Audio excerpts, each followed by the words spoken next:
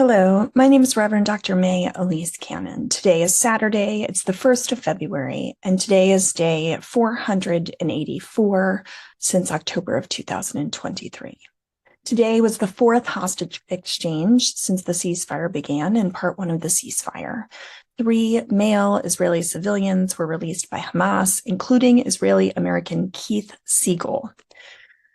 These hostages spent 484 days in captivity. Siegel was released from Gaza along with Ofer Calderon and Yarden Bibas. In exchange, 183 Palestinian prisoners and detainees were released by Israel into Gaza and the occupied West Bank. The American hostage Keith Siegel was abducted on October 7th, and he was one of the ones released today, a 65-year-old citizen of both Israel and the United States.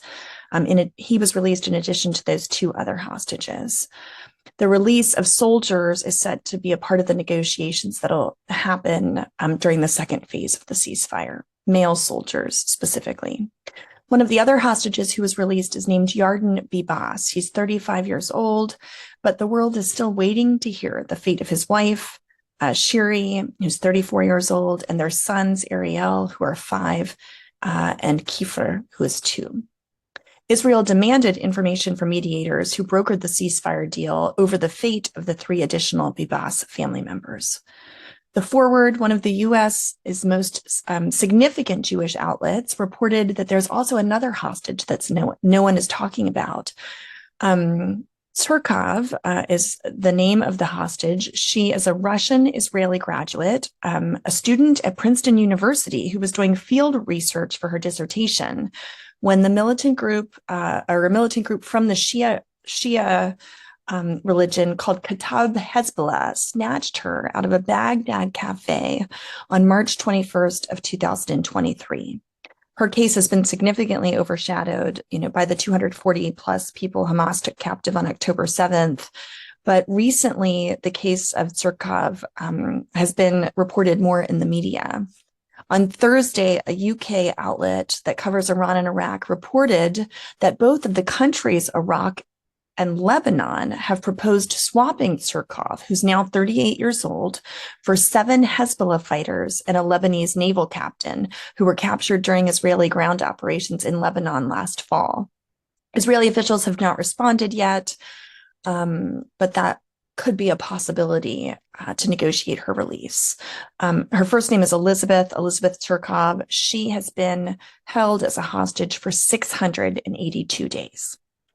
Palestinian prisoners were also freed today, a total of 183. 7 were serving life sentences, and an Egyptian also, in addition to Palestinians, they were all deported to Egypt.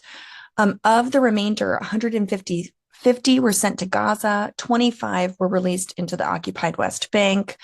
According to The Guardian, they believe that among the 183 released today, 72 have been convicted.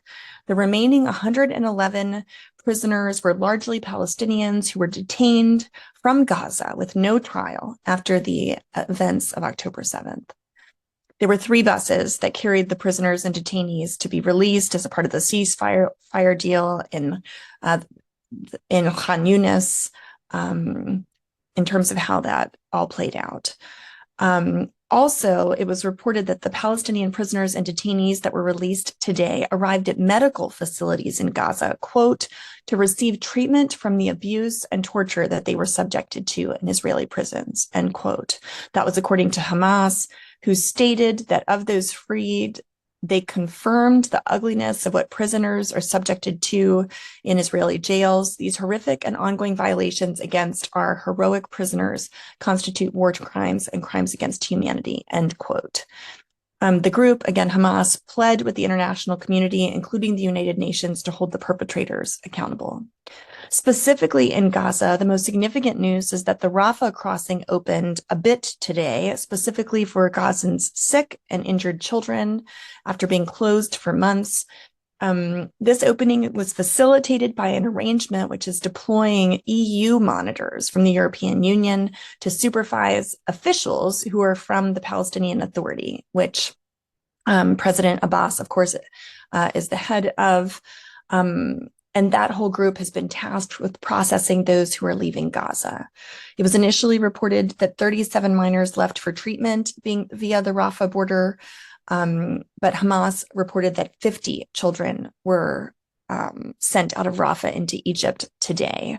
Egyptian news showed footage of not only the evacuees, but there were 53 companions. Minors, of course, cannot travel alone. So more than 100 people left the Gaza Strip today. One of the children had an autoimmune disease, and that was why they were leaving for treatment.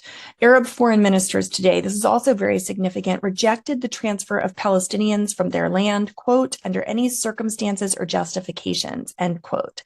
This is in response to Trump's call for both Egypt and Jordan to take residents from Gaza. The joint statement was put out after a meeting in Cairo, and it includes the country of Egypt, Jordan, Saudi Arabia, Qatar, and the UAE, in addition to the Palestinian Authority and the Arab League. This is hugely significant. The group said that they were looking forward with Trump's administration to meeting with him and them and to achieve a just and comprehensive peace in the Middle East based on a two-state solution. Today, my husband and I ran a 5K. It was a trail run in Columbia, Maryland. This was my first race since I had to go to the ER in December. And one of my goals was to break 30 minutes. I came very close. I didn't quite do that, but I had a personal record today. I missed it by just less than a minute. But the reason I'm running is for peace. I'm training for an Ironman in September, where my goal is to raise $140,000 to support our work at Churches for Middle East Peace.